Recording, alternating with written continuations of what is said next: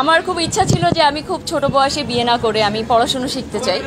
তো সেটাতে আসলে আমার অন্যান্য ফ্যামিলি মেম্বারের থেকে আমার মা আমাকে সবথেকে বেশি সাপোর্ট করেছিল যে তুমি মেয়ে, তাতে কি হয়েছে, তুমি যাও, তোমার স্বপ্নকে ফলো করো, তোমার ভয়েসকে ইউজ করো, তুমি যেটা করতে চাও তোমার নিজেকে আটকে রেখো না।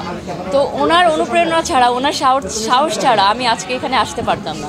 সবার আগে আপনাদের সবাইকে অনেক অনেক ধন্যবাদ। আপনারা আমার জন্য এখানে এসেছেন, আমি জানি আপনাদের ছাড়া আমি আসলে কিছুই না। সো আপনাদেরকে মন থেকে আমি ধন্যবাদ জানাচ্ছি। আপনি যে মঞ্চে যে কথাগুলো বলছিলেন, আপনার আম্মুর কথা, তারপরে এইটা নিয়ে ভবিষ্যৎটা যেভাবে প্ল্যান করছেন, ওইটা একটু মঞ্চেরটাই আবার রিপিট করে দেন, তাহলে সুন্দর পাবেন।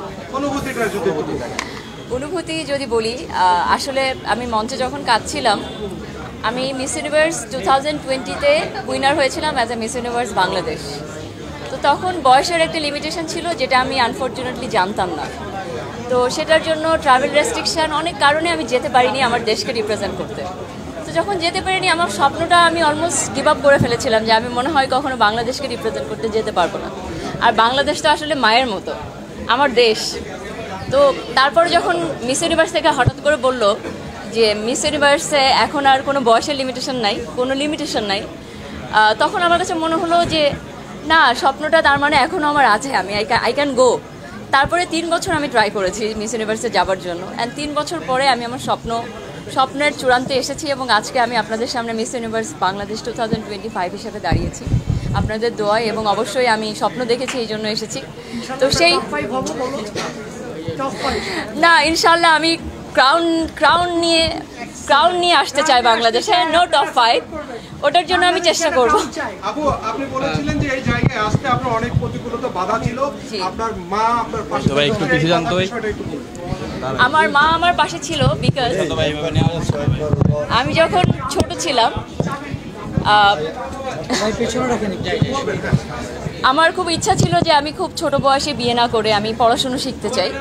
তো সেটাতে আসলে আমার অন্যান্য ফ্যামিলি মেম্বারের থেকে আমার মা আমাকে সবথেকে বেশি সাপোর্ট করেছিল যে তুমি মেয়ে, তাতে কি হয়েছে, তুমি যাও, তোমার স্বপ্নকে ফলো করো, তোমার ভয়েসকে ইউজ করো, তুমি যেটা করতে চাও তোমার নিজেকে আটকে রেখো না। তো ওনার অনুপ্রেরণা ছাড়া, ওনার সাহস ছাড়া আমি আজকে এখানে আসতে পারতাম না। Only I know my journey and my mother know. এই জন্য আমি আসলে ওনাকে স্টেজে এভাবে আমি থ্যাংক ইউ দিয়েছি, বিকজ আজকে আমি এখানে দাঁড়িয়েছি অনলি বিকজ অফ হার। মা, স্বপ্নের জায়গাটা পূরণ করবেন, ছবি শুনবো। আপনি বিশ্বমঞ্চে বাংলাদেশকে কিভাবে রিপ্রেজেন্ট করবেন সেটা একটু বলবেন। পাশাপাশি লক্ষ্যটা কোন জায়গায় যেতে চাই, এই মিস ইউনিভার্স বাংলাদেশ ওয়ার্ল্ড ইউনিভার্সের কোন জায়গায় যেতে চান, মানে মূল প্রতিযোগিতা?